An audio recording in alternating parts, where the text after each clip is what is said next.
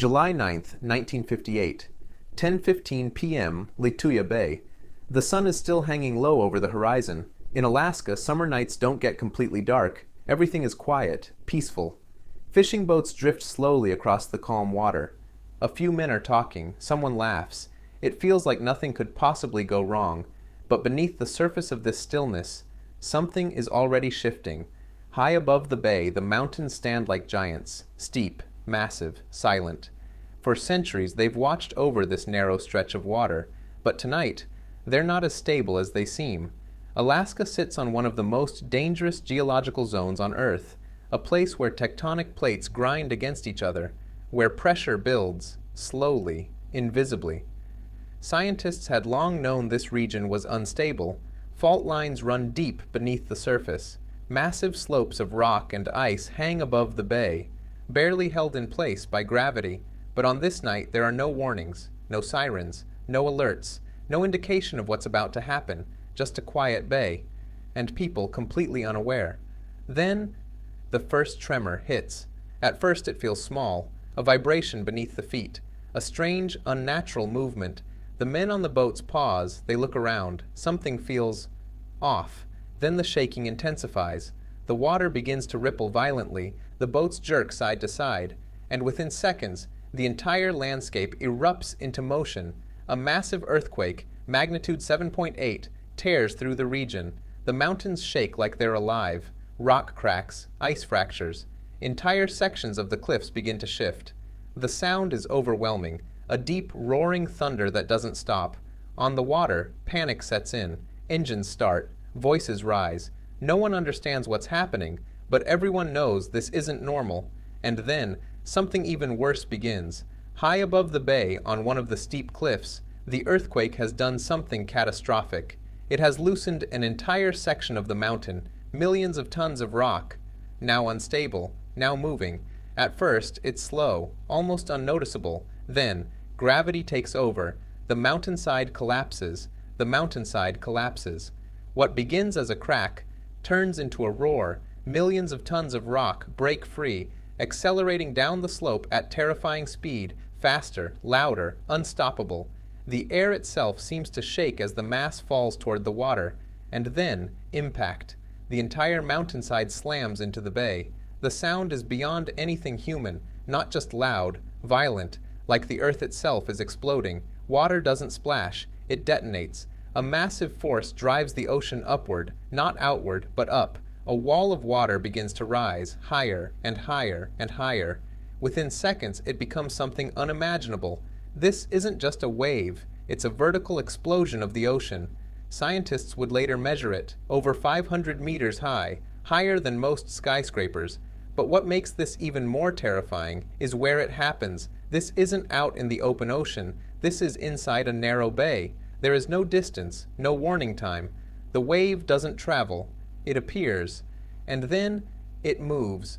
The wall of water surges across the bay, heading straight for the opposite mountainside, and instead of stopping, it climbs. The wave races up the mountain like a living force. Trees vanish instantly, not broken, erased. Soil is ripped away, rock is torn from the surface. Everything in its path is stripped clean. For a moment, it's as if the mountain itself disappears beneath water. Then gravity takes control again. The wave collapses, all that water now crashing back down into the bay. And this is when it becomes deadly. The returning surge turns into chaos. Massive currents spin violently. The water pulls in every direction at once. In the bay, the boats are directly in its path. Engines scream, men try to escape, but there is nowhere to go. One boat is lifted suddenly, rising higher than it should ever go.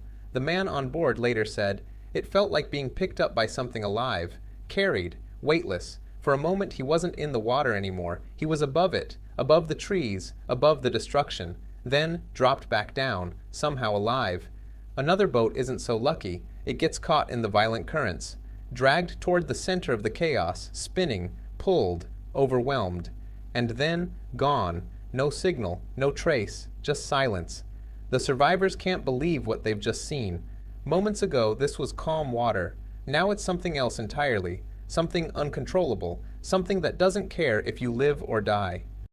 When the water finally begins to settle, the bay is unrecognizable. The mountainside across from the impact zone, completely stripped bare, a massive scar stretches upward, over 500 meters high. Everything that once grew there is gone, not damaged, gone. Scientists would later confirm, this was the largest wave ever recorded in human history. A mega tsunami, not caused by distant forces, not traveling across oceans, but created instantly by a single violent collapse of land. Lituya Bay becomes a case study. Experts analyze it, measure it, try to understand it, but even they admit events like this are almost impossible to predict.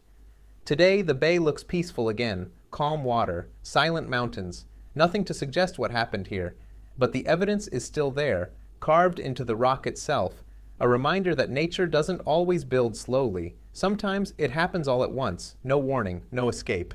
And by the time you realize what's happening, it's already over. In the days that followed, experts tried to make sense of what had happened. They flew over the bay, looking down at something that didn't feel real. A massive, clean scar cut across the mountain. No trees, no soil, nothing, just bare rock, stretching higher than anyone thought possible, more than 500 meters above the waterline.